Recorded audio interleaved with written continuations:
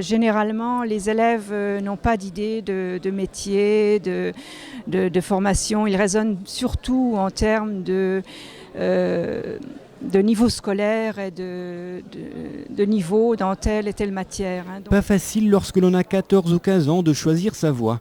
Entre une filière générale, un BEP, un CAP ou un apprentissage en alternance, le choix est plutôt difficile. Afin d'essayer d'orienter les élèves, le CIO de Romba avait convié toutes les classes de 3e du district à participer au carrefour des formations se déroulant à l'espace culturel. Au total, 900 élèves ont parcouru les stands représentant les différents établissements scolaires, des métiers de l'électronique à ceux de l'hôtellerie, en passant par les métiers de la comptabilité, de la mode ou des carrières sanitaires, il n'y avait que l'embarras du choix. On a posé des questions, on en a appris pour l'architecture où il faut le nombre d'années d'études, il y avait les filières, comment ça fonctionne, et s'il faut les compétences, les matières qu'il y avait, les horaires, et c'est tout. Et finalement, tu es satisfait ?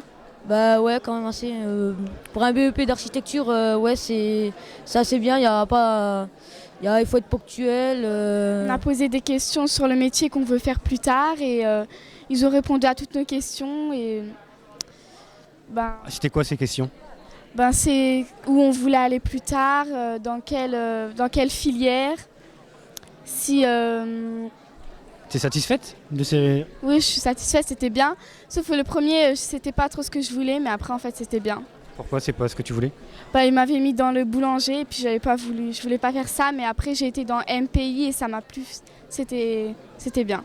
MPI, BEP, MVMS, première ISI, Bac L, ES ou S ou encore Bac Pro, PSPA ou STAE, c'est parfois un véritable casse-tête pour faire son choix. Ce carrefour a donc permis de faire le point. J'ai découvert des BEP que je savais même pas qu'ils existaient. Et puis je me suis mieux intéressé à un BEP MSMA, et puis ils m'ont montré ce qu'ils faisaient. Finalement, tu es satisfait ? Ouais. Pourquoi ? Parce que je savais que je voulais faire ça, mais là, moi, je suis plus satisfait. Maintenant, tu es sûr de ce que tu veux faire ? Ouais. Il y avait donc tous ceux et celles pour qui ce carrefour a été d'une aide précieuse, et les autres, les déterminés, les élèves qui savent déjà de quoi sera fait leur avenir professionnel. Comme je sais déjà ce que je veux faire, c'est justement pour ça que je suis là, que j'attends que ça soit fini, parce que en fait, j'ai pas vraiment de stand où je veux y aller. À part celui avec la filière S, il n'y a pas vraiment qui m'intéresse.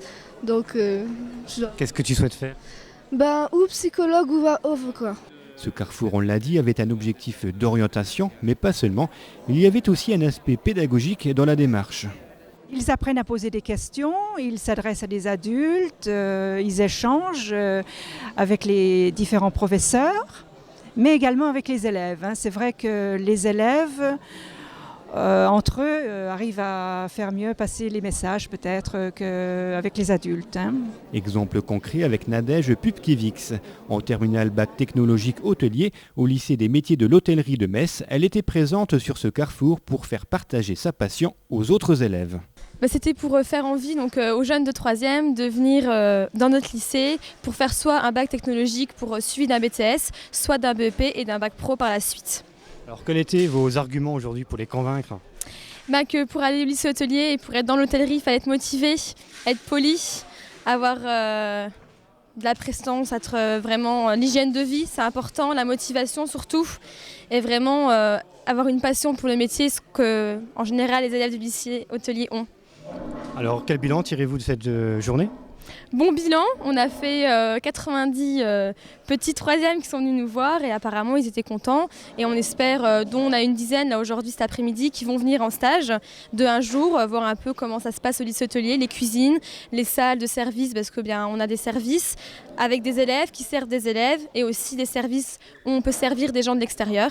Donc c'est vrai que c'est important de voir comment ça se passe à un lycée hôtelier.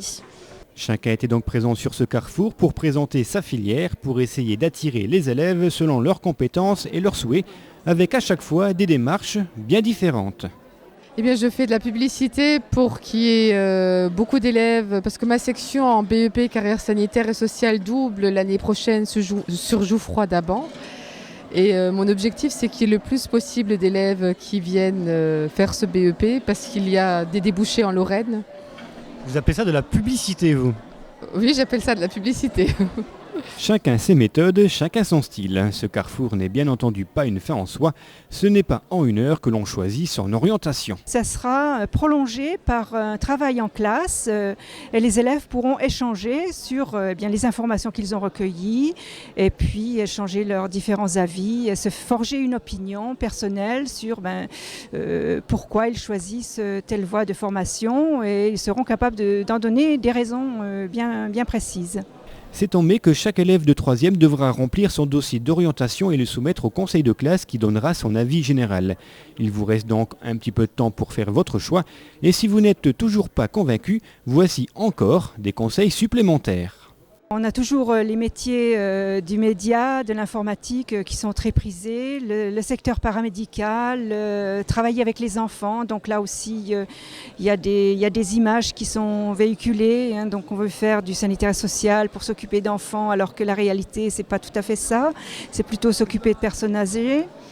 Il faut également s'informer sur les filières industrielles qui, malgré tout, offrent des débouchés.